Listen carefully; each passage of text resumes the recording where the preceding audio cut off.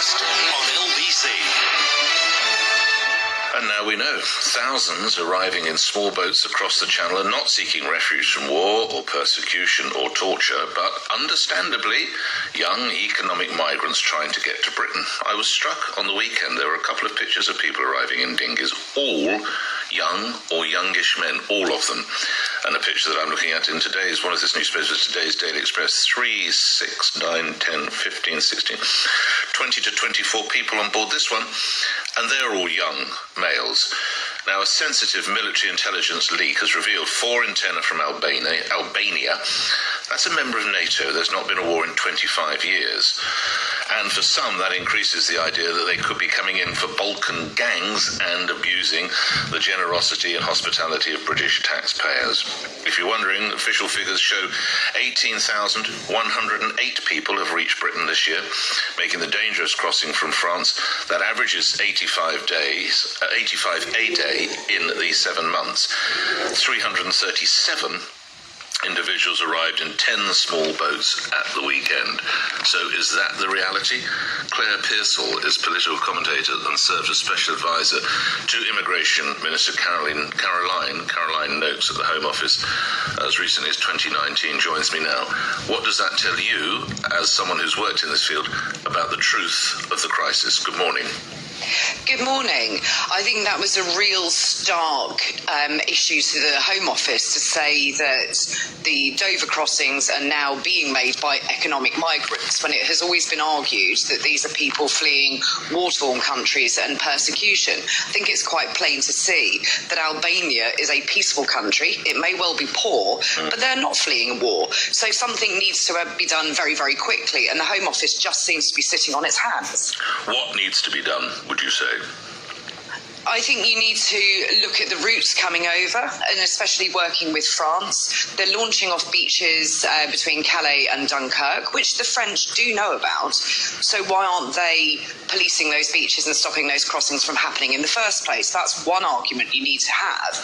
But also, a lot of the Albanians who arrive here then claim they are victims of trafficking, which means it's a barrier to removal. So we need to look at the legislation around anti-slavery and process these people quicker so that we can remove them back to Albania. And do you sense a will from the Home Office to do that?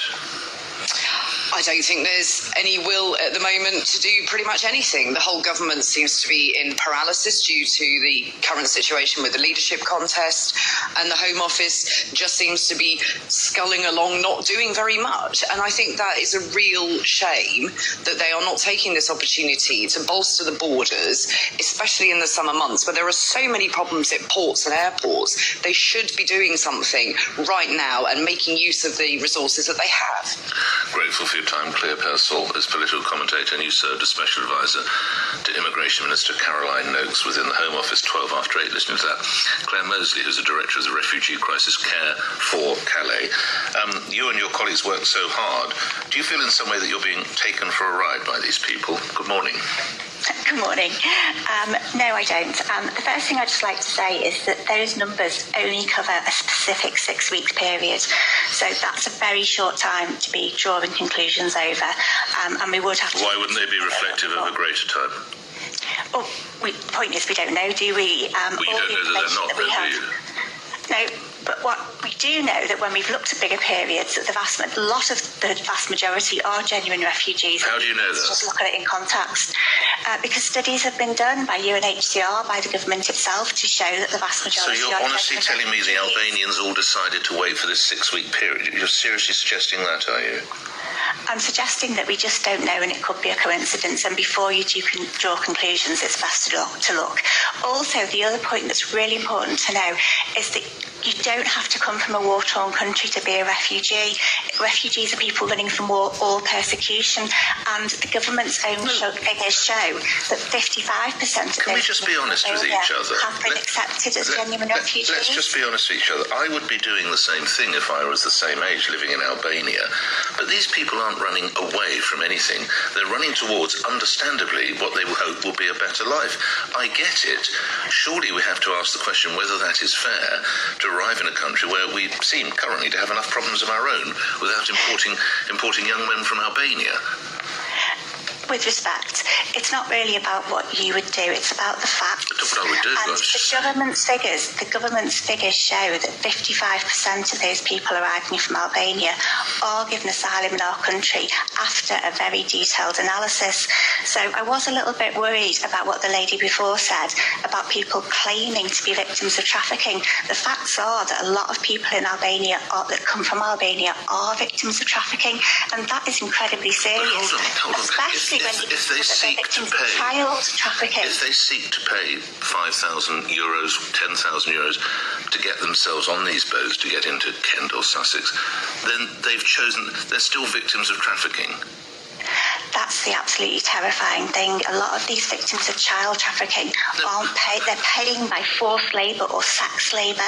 They're indebting themselves to the traffickers. Trafficking is incredibly serious and incredibly scary. My family put together €5,000, which I choose to give to someone to put me on a rubber dinghy to get me across the channel. And when I arrived, having been round to everybody in Tirana to raise the €5,000, I then said, I've been a victim of trafficking and I'm given asylum. And it was my choice to pay them €5,000.